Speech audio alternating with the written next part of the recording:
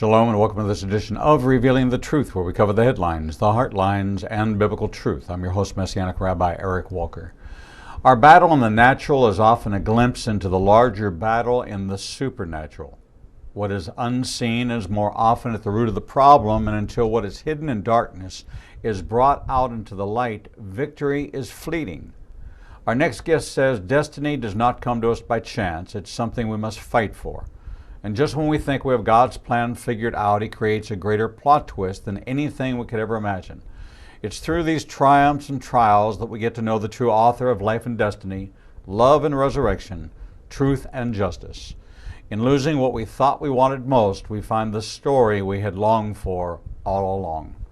Tera Bradlham is an author, speaker, podcast host, and fitness coach, but she's also been a Spanish teacher, a swimming coach, a journalist, and a travel vlogger.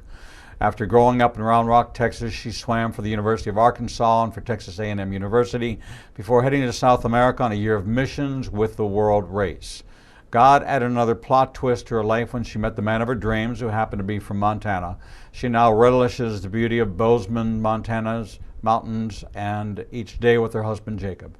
Her heart's deepest passion is for others to know her extraordinary God who made every day a miraculous adventure. More information can be found at terabradhlam.com.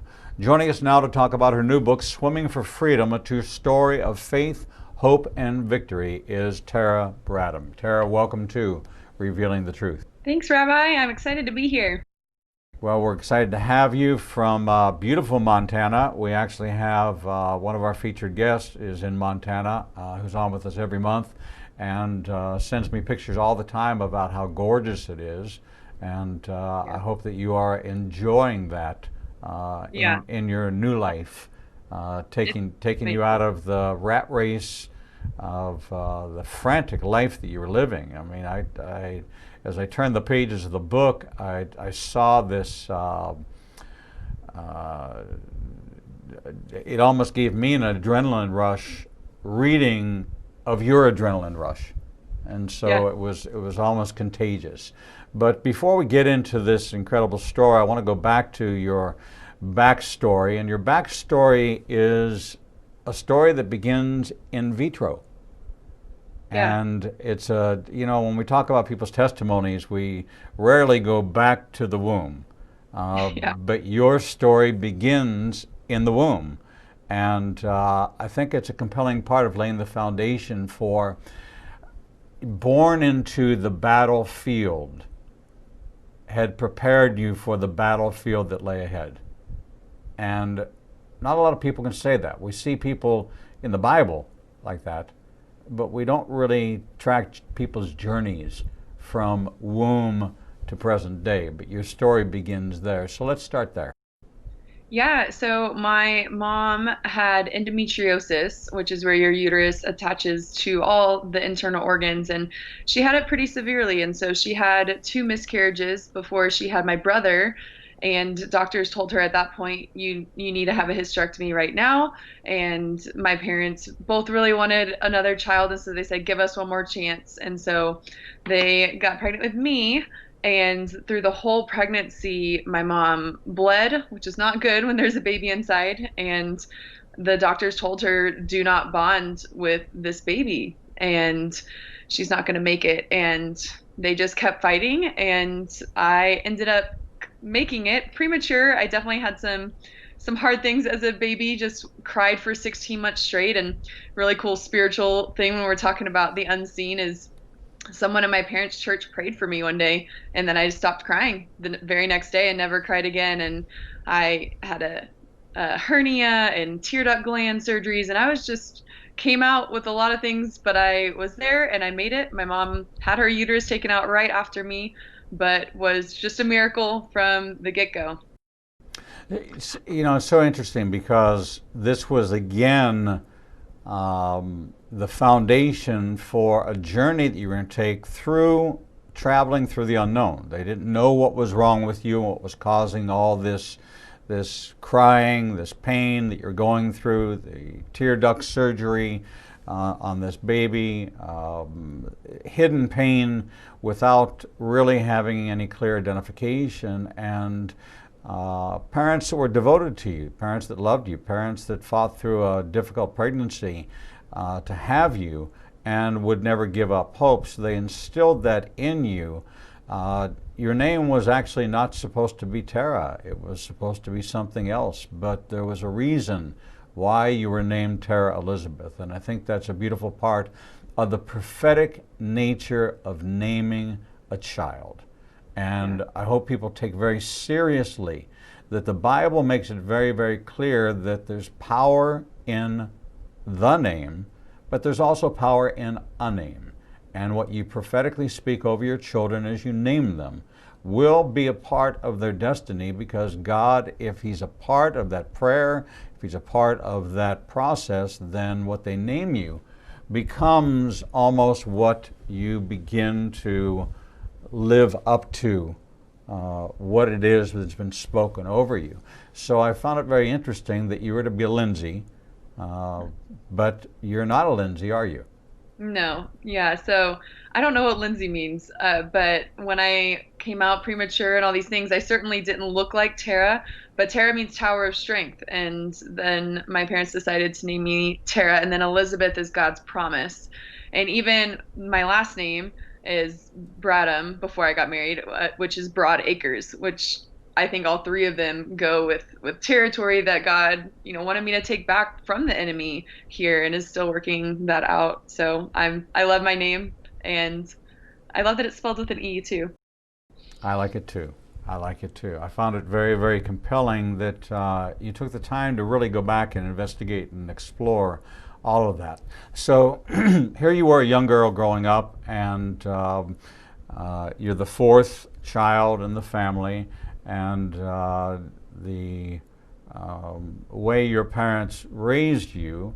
What was the faith component in your life? What was the faith journey growing up? Did you grow into a household of faith? Did you see mom and dad reading the Bible? Did you have that example in your life? Where was the balance? Because as we navigate this story, there's a shift in balances, and that shift in balances caused a shift in focus, and the natural collided with the supernatural in as a nuclear kind of explosive way. So where was the foundation laid for that? Yeah, so I was definitely raised in a Christian home. My parents actually met in seminary, so that's really fun. They were out of the ministry by the time I was younger, so I don't have memories of that. But as a baby, I was a pastor's baby and all those things. And I remember when I was pretty young, I asked my dad, well, how do I become a Christian? And he told me, and you can pray this prayer. And so I ran over the couch and I buried my head in the cushions, and I prayed this prayer that he told me, and I marched back up to him and said, I'm a Christian now. And he started laughing, but I remember that very vividly. And so I think it was genuine. But I think no matter, when you're raised in a Christian home, it has to become real to you at some point. And so for me, the big turning point was in eighth grade after one of my injuries, but I had an injury that almost killed me with my lung. So I don't know if we're going to talk about that, but that Well, really was the turning point. yeah, I want to talk about that journey because swimming became a very important part of your childhood. It became an important part of building a competitive nature. But you were born into a family of faith. Your mother's faith in believing that God was going to protect this child against all odds, because the doctors were not optimistic. They spoke unloving, unkind, uncomforting words to your mother that we know that a baby perceives, a baby feels, a baby takes that into their spirit. That's why we all should be so cautious about what it is that the babies are hearing, the environment that they're in. But you were paddling in amniotic fluid, swimming your way all the way to arriving a month early. This journey to developing into a competitive swimmer, where was all that birthed, and how did that come about, and what was it that you were feeling as you were grabbing a hold of all this. Yeah, so super fun story. Neither of my parents swam. That was not a thing in our family. We went to the neighborhood pool when we were young, and I had so my one older brother and we were both swimming and our feet naturally point out, and there was a lifeguard, a teenager, probably a high schooler, who was there, and he asked my mom, he said, do you know that you have two breaststrokers, and do they swim for Texas Gold, which was a club team? And she said, well, what's Texas Gold?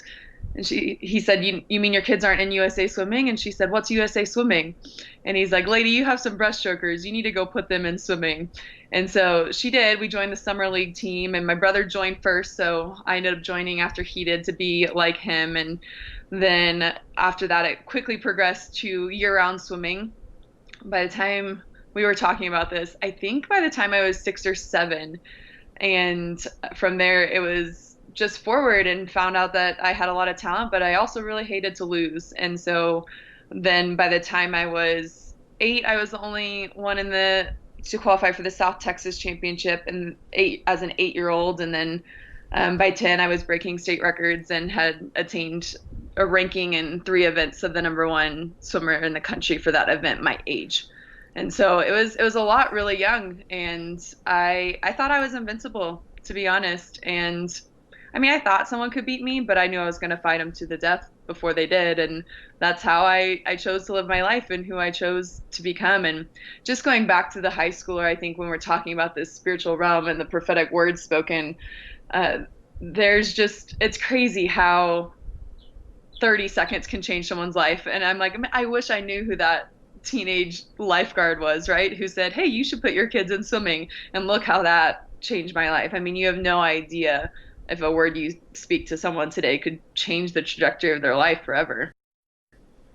Well, listen, I can tell you in elementary school that my gym teacher called me Nicodemus. I didn't know who that was because I was Jewish and it had no meaning in my life whatsoever. But here it was at age 55. At age 44, I came to faith in Jesus. At age 55, I became a rabbi. And this was a prophetic word in a name spoken over me by an elementary school phys ed teacher, that when I finally read the New Testament and I saw the story of Nicodemus, all of a sudden it all came back to me in this picture of, and remembering his name and middle initial, which is really kind of funny that you would remember that his name was Cyril J. Pittman. But that's who called me Nicodemus, and it became a fulfilling prophecy that I would search and ask for, how do you inherit eternal life?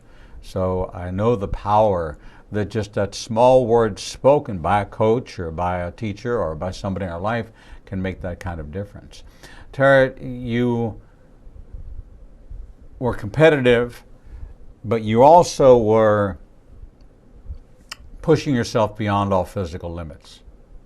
And in pushing yourself beyond all physical limits, because you were victorious, because people were cheering you on, your parents remained quite humble, Yeah. and even in celebrating your victories, because they had a great compassion and sensitivity towards the other children. Of if they elevated you, if they made a big deal over you, that it was going to have a negative impact on the child that lost.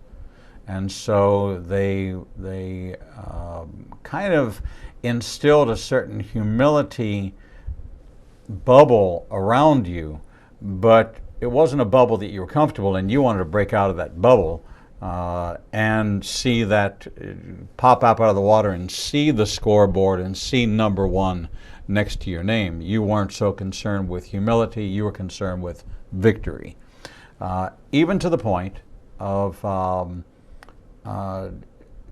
this journey to pain and to injury that began at 4 years old, playing Little Mermaid, wearing flippers on the stairs in your home. Yeah. Yeah. So again, just love the water, I suppose. And I was mortified by this story for so many years. And I was pretending to be a mermaid on the stairs, and I heard a crack. And so I casually walked downstairs and I told my parents, "Hey, I just broke my toe." And they're like, like you would probably be crying hysterically if you broke your toe." And I was like, "Okay." And I was like, "No, but I heard it crack."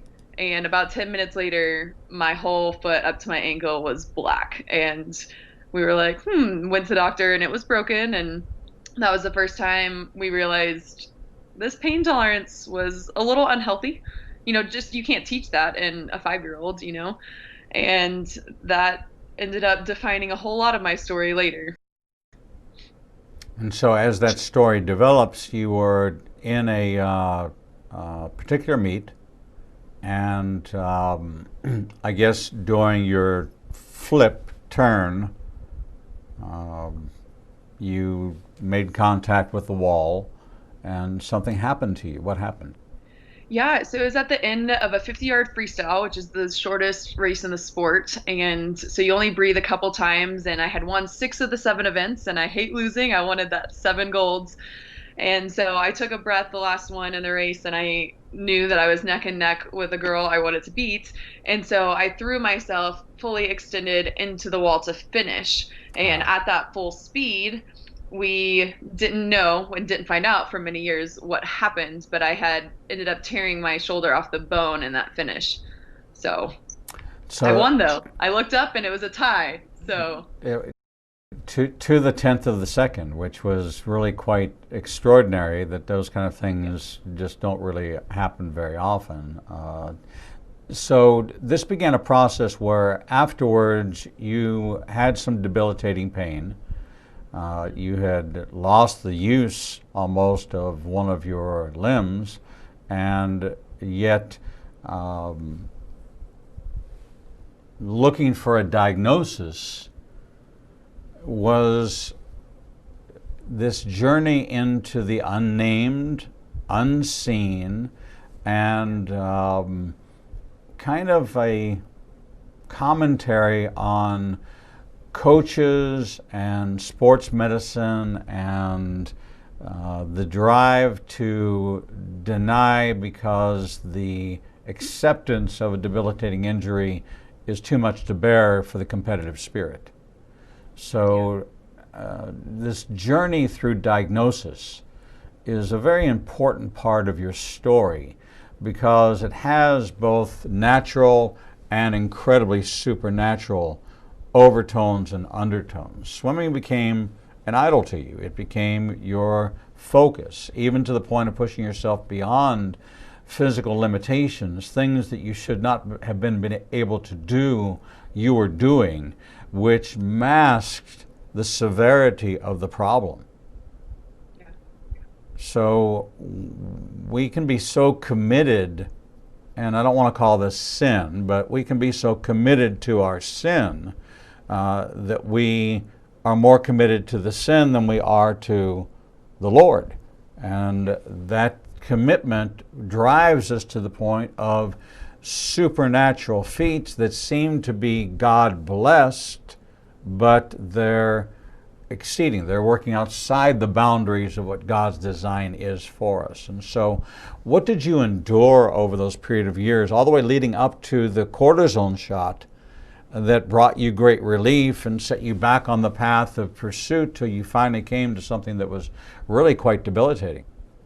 yeah. So those first 3 years, I didn't improve at all in swimming, and so I went from having coaches saying I was on track to go to the Olympics to being above average, but certainly not on that track anymore. And I had to come to terms with what was the most important in life. And I went on a mission trip to Guatemala between my freshman and sophomore year of high school. And I think that was the first time I really realized what an idol swimming had become. And I think you can tell what an idol is based on what gives you your ultimate highs and your ultimate lows. And for me, that was swimming. If I broke a state record, if I had a good national ranking, I was on top of the world. And if I got second at the state championship, I cried myself to sleep.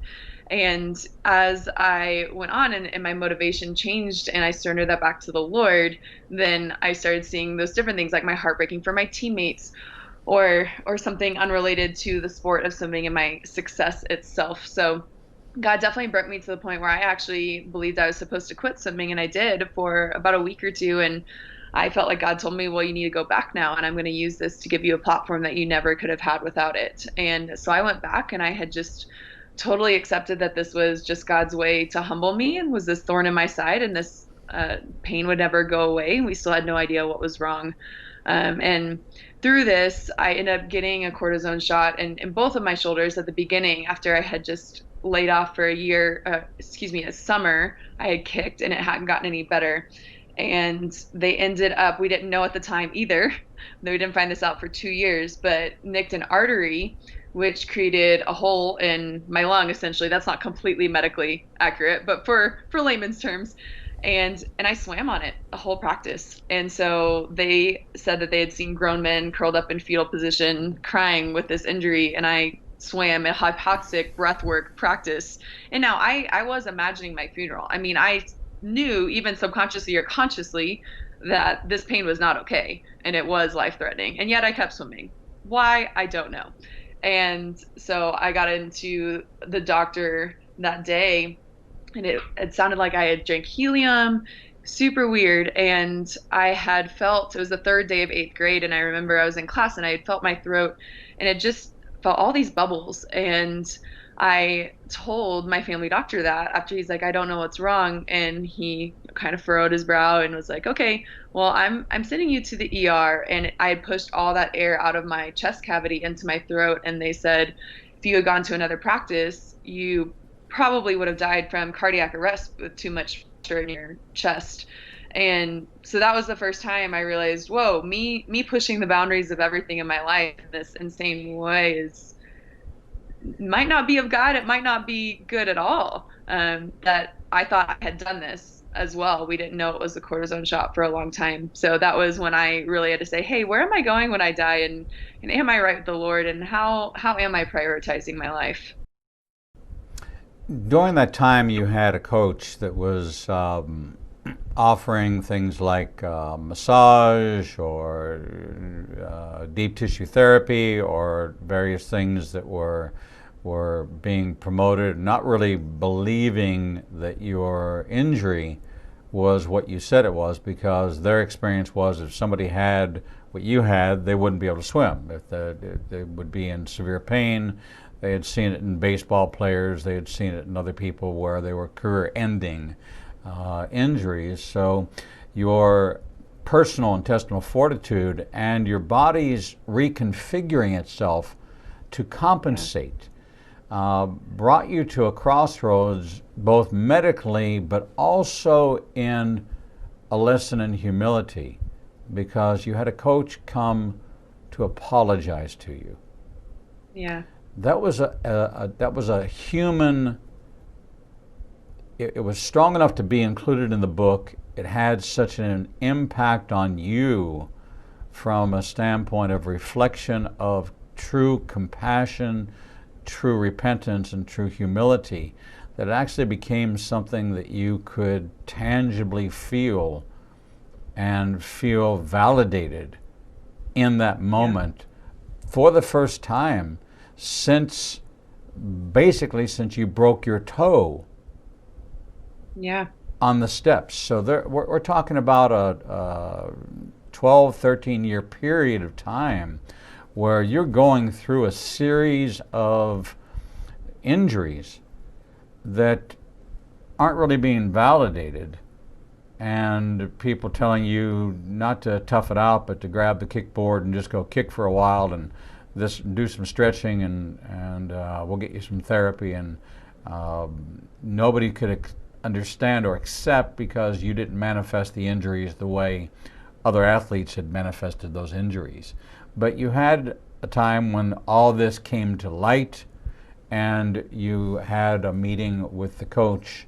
What took place in that meeting, and why was it so powerful and so moving that it's not only included in the book, but I think it became a character-shaping moment for you? Yeah, so I actually had two coaches at the time, and there's an interesting story with both of them. And what's fascinating about this was it had been 5 years since my shoulder had been torn and we didn't know it. And we had been to every doctor you can imagine, and they all eventually said you just need to see a sports psychologist because you're just making this up because you aren't as good as you used to be.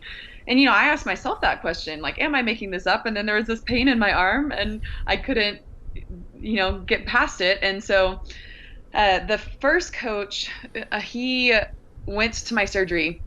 Let me back up a little bit. Right before this first surgery, I was on my knees thanking God. Like the first time I remember having true childlike faith, because I had someone say, "Well, I think you could have a torn labrum," and the MRI didn't really affirm that, and no one else did. They're like, "That's a huge injury," and I just knew. I knew when I read the description that that's what I had, and I said, "Thank you, God, for finding it before the surgery." And when I woke up from the anesthetic after the surgery, I looked at the nurse and I said, "How big was it?" And I never asked, "What did they find?" I said, "How big was it?" And I just knew with that childlike faith. And so one of those coaches was waiting out in the lobby or the waiting area at the hospital. And when they said that it was torn, he just started counting on his fingers how many years to the next Olympics because he thought, oh my gosh, if she had swum with that, what could she do with it fixed? And then the other coach, who was like a co-head coach with him, was actually the Olympic gold medalist in 1968. And he beat Mark Spitz, which if you're middle-aged or older, you probably know who Mark Spitz is. If you're younger, that's like the Michael Phelps of the generation before and won 7 golds. So for him to beat Mark Spitz, I mean, he knew what an Olympic gold medalist caliber was. And so for him, his son had played baseball and he had given me, different, not awards, but just compliments or things where he really believed in me. But he came to me and I very rarely saw him cry, and he just had tears in his eyes. He said, "Tara, I couldn't believe that someone could train the way you train with that amount of pain." He's like, "I've seen pitchers come off the field in tears." And he's like, you never cried. You're sitting there swimming miles a day. And so he said, I owe you a sincere apology, and gave me, a little half hug, not hurting my surgery arm. And yeah, it profoundly impacted me because I respected both of them so much. And for them to not believe in me, but then to have the proof come in, and then it was like a resurrection of belief times 10, right? When they realized what was there. The surgery itself was pretty invasive, and the scar that it left became a biblical message to you. There was meaning that you were able to harvest from it because it was the first visible, tangible sign of this injury. But you found much deeper meaning in looking at the scar. Yeah. What did you, when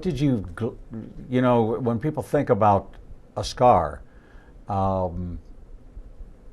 what Bible lesson, what story in the Bible jumps out at you?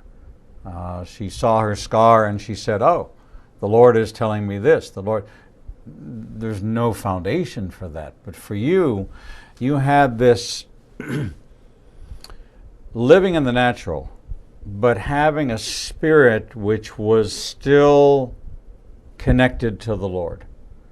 Knowing that there were competing agendas, but that God was not going to, this was not God's punishment. This was not God's retribution. This wasn't his wrath for you not making him first in your life. This wasn't him wooing you back to him. This was giving you the freedom to pursue your dreams in him, but he was still talking to you in a number of different ways. How did the scar play into the message that the Lord was sharing with you? Yeah, so after that first surgery, I actually came back. I went to college, thought things were fine. Were not fine. I was jumping out of my chair from pain. Had a second surgery, and they said nothing's there. And I thought, man, this is just whether or not I can overcome this pain now. They've been in twice. And then things got really, really bad to the point where I begged to die, and I was 19 and had no quality of life. And people said, you're never going to pick up your kids. I couldn't turn off a light switch. I mean, my quality of life was virtually over. And I had a promise I felt like God had given me my freshman year of college when I was reading through the Bible in a year, and it was in Jeremiah, and it's about Jerusalem, but I really felt like the Holy Spirit was like, this is my promise for your life. And so Jeremiah 33, 6 through 9, if you talk about it like it's about me, it says, I will bring health and healing to you. I will rebuild you as you were before, and you'll enjoy abundant peace and security. I will forgive all your sins against me, and then you will bring me renown, glory, praise, and honor before all the nations on earth that hear of what I do for you, and they will tremble in fear and be in awe of the abundant peace and prosperity I provide for you. And so I, in this moment, begging to die, was like, God, I know there are very different opinions on healing. And I think sometimes there is ultimate healing in heaven. But I also believe that sometimes God uses doctors and he can absolutely heal miraculously too. And so I was like, you gave me this promise. I very much feel like you said you would heal me in this lifetime. And you're not doing that. And so where are you? Who are you? Are you even good? Are you a good father? And so in this third surgery, after we had given up hope, my parents researched a surgeon across the country in Denver. And he went in for a third time, kind of as this last hope effort, and he cut off my bicep and he flipped it over, and underneath it had started to degenerate. And so my immune system had shown signs of shutting down, and they had to cut an inch out of my bicep and rebuild about 75% of my shoulder. So at this point, ironically, when you talk about completion, and I guess not ironically with God, but it was 7 years completion and perfection that this had lasted when I had my third surgery. And so I didn't realize it at first. But so finally, after this, I had a big scar. So the first two were just little ones. And so that's even more the unseen. If I had already had two surgeries and they were still baby little scars. And so now I had this big scar that you see on the cover of the book, and I counted the stitches, and there are 7 stitches in the scar. And then if you count the number of scars with all the little orthoscopic ones, there are also 7 total scars. And I knew that that was the sign of God's promise and the sign of completion and perfection. And one of my friends actually coined it, but I've stolen it, and he called it my covenant scar. And so I had this promise in Jeremiah, and God said, no, I was faithful. I did complete it. And we just forget things so easily. I mean, look at the Bible, look at your own life. I'm sure you can see how quickly we forget God's goodness. And I am so grateful I have that scar, because when I doubt God, I just look down and to the right and I see, no, it is complete. It is perfect. You're not having any more surgeries. And, Jesus kept his scars after the cross. And I say this in the book, and I don't know if how that works. There is a final battle, and I know Jesus comes in riding a horse, and I'm like, if I get to come in on that battle too, and I love horses, I want to raise that arm high and say, look, this is the scar. I think I'll get to keep it in heaven. It's my favorite thing on my body, and everything that the enemy tried to use for my bad, God redeemed, and no pain is wasted that is given to God. He redeemed it all. So, what did you do with this new understanding? What did you do with this new, and the beginning of Jeremiah 33, beginning of 33:3, it says, behold, I'll make a new covenant with the house of Israel and the house of Judah. It won't be like the old covenant, written on tablets of stone, but I'm going to write my law. He doesn't say a new law. He says my law in their minds, and it will be in their hearts, and no longer will a man have to teach his brother to know the Lord, for they will all know me, from the greatest to the least. Then we pick up with your verse, your life verse for this. So the setup is this is a new covenant relationship with God. And in this new covenant relationship with God, he's going to perform wonderful, miraculous things that are not going to bind you to the weight of the stone, the heaviness of the law, but there's going to be a freedom that's going to come with this, that's going to set you free from the ties that bound you. So what do you do with this? What do you do with this newfound freedom, this newfound understanding of God's plan of redemption, God's plan of healing, God's plan of deliverance, and when you do this in remembrance of me? This is what these outward signs are. This is why there was fringe in the garment. This is why we were to tie them as frontlets between our eyes and write them on the doorpost. All these things, Jesus said, when you do this in remembrance of me. Now when you look at your scar in remembrance of him. And so it's a very natural biblical precedent set that God will give us signs and wonders to look on, to remember what he's done in our life. So the outcome of this surgery led you down another path. And what was that path? Yeah, so it's funny because you're talking about freedom, and the name of my book is called Swimming for Freedom. And the reason I named it that is because when I was very little and I had shown all this promise, I asked my mom, I said, Mom, if I go to the Olympics, will you buy me a horse? And I've always loved horses. And she was like, sure. And I'm like, no, really. Like, if I make it, will you buy me a horse? I was all about the deals, right? And she said, no, I will. And I'm like, wait, I don't have to win. Like, I just got to make it. She's like, absolutely, I will buy you a horse. And so I always was going to name this horse Freedom. And so what started as me swimming for freedom, swimming as for this Olympic dream, became something entirely different. And so after this third surgery, yes, I had surrendered and I was swimming for God more than myself, although that was still mixed. It's not a one and done thing. And I still thought with that promise, to me, I took it very literally. And I was like, well, he said every nation will tremble in fear. Like, clearly that means he's going to rebirth this talent and promise. And I've dealt with this for 7 years, and now they finally found it. And it's going to be this epic comeback where I make the Olympics. I genuinely believe that. And it did not turn out that way. I ended up coming back, and I did more than would ever have been possible truly with the surgery I had. I mean, missing part of my arm and having it rebuilt. And I came back and I barely missed the Olympic trials qualification. But I was devastated because at this point I thought God had told me to write a book. And I said, this is a horrible story. Like, who wants to read this absolute roller coaster of all this unseen and all this unknown? And then it just ends in failure. And God reframed that promise for me and showed me what true freedom is in him, not being defined by the world's circumstances and worldly success. And what I didn't realize at the time was that that promise wasn't the Olympics. And I think it's true. He is always faithful to complete what he started in us, and his word does not return void. But I thought after claiming this promise of my healing, and it was exactly like I thought, like, see, God did come through, then this was going to be the exact same as well. And I think it's Chronicles of Narnia, but Aslan says, like, dear one, I never do it the same way twice. And so this way was not the same. He's always doing different things and a new thing in our life. And so now I realize that this book, that me talking to you right now, like, this is the completion of that promise. And it is, people getting to see the abundant peace and prosperity he's provided for my life. And he's turned it into a ministry for people in pain, which before it would have been cool for athletes maybe, and he's turned it into something so much bigger than I could have ever fathomed. So here you are. You have gotten your priorities straight. You've dealt with some disappointment, but yet you claim victory. Yeah. And you have a horse named Freedom. Yes? Yeah. I wonder, because I know there are horses in heaven, because Jesus comes back on one.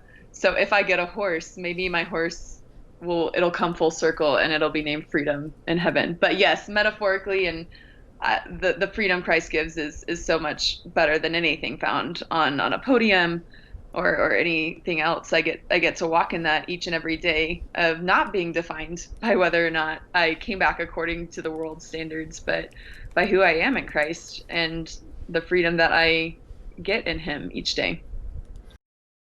So tell us the rest of the story and tell us how your life began to change, how you got involved and had the opportunity to meet a young man named Jacob. Yeah, so the story ended with that disappointment in my swimming career. I ended up living in South America for 11 months. God told me to write a book proposal. Why aren't you writing this book? And I did. And so I was working on all of that. And I was actually a Spanish teacher and a swimming coach in Austin, which is where I'm from.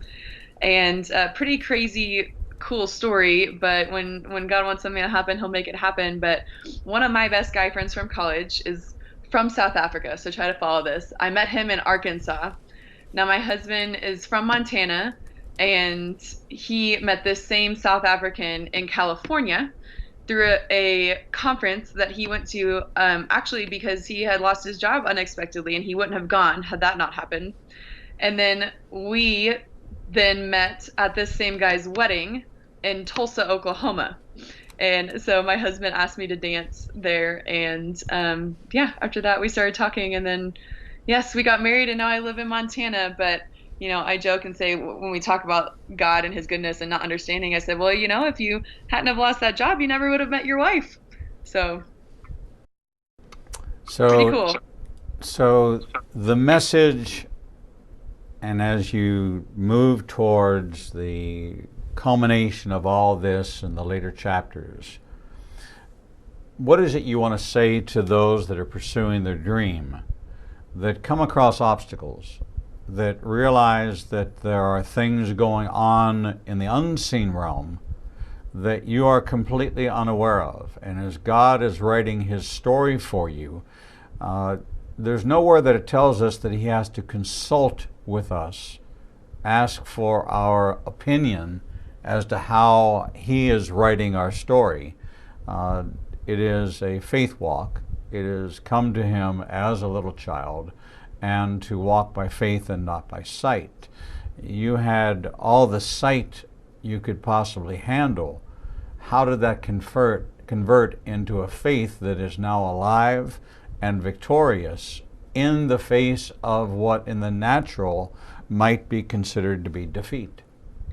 Right. So I think if you saw the size of the blessing coming, you would understand the magnitude of the battle you're facing. And I think until we can learn to live more in the unseen realm than the seen realm, we're going to miss part of what God has for us. And I think it was C.S. Lewis, I might have that wrong, but he said, the Christians who did the most for this world were precisely those who thought the most of the next.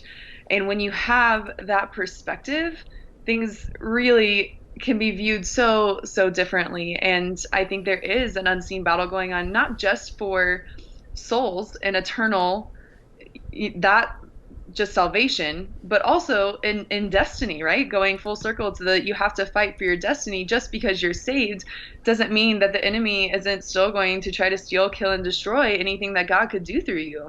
And it's mind blowing to me and a little scary. God wins, and I do believe we fight from victory, not for it, in the sense of you fight for the victory in the daily battles, right? But the ultimate victory in Christ, I mean, we have the end of the story. Like, he wins, we win with him. And so if you can view it from that perspective, but I look at if the enemy had stopped me with my shoulder or something going on, well now, and we're just starting some of these things, but I've gotten to create a podcast for people in pain. And so none of this is actually about athletics at the end of the day, which people are like, oh, you wrote like a sports memoir. And I'm like, no, not at all. It's like a Jesus memoir. But we're creating a retreat for women who deal with chronic pain all the time. And I look at that and I'm like, yeah, no wonder. No kidding. He didn't want me to surrender to the Lord and to be healed and to see that my success was not based in a sport, because this is what was coming and who knows what is still ahead to come. But, if he can stop you now, there's untold souls that might be lost or lives that would be changed. And, I think we tend to either give Satan too much credit or too little. I think sometimes it's just us and we have sin in our flesh, but sometimes we don't even acknowledge it. And like there is a war to be fought. And that's why we have the armor of God, right? It's we got to put that on every day and go to battle. We're still here. That means there's something still left for us to do. So, mom and dad, looking at you having gone through all this, what's their take? What's their takeaway? Is their takeaway that their faith has been girded up because your faith has been so strong? Did they feel responsible in some way for not acknowledging or not searching out the answers or discounting? You were pressing through with an incredibly high tolerance of pain, which is not normal in a usual child. Children are much more prone to crying out, and you were not. So what's their takeaway after reading the story from your point of view?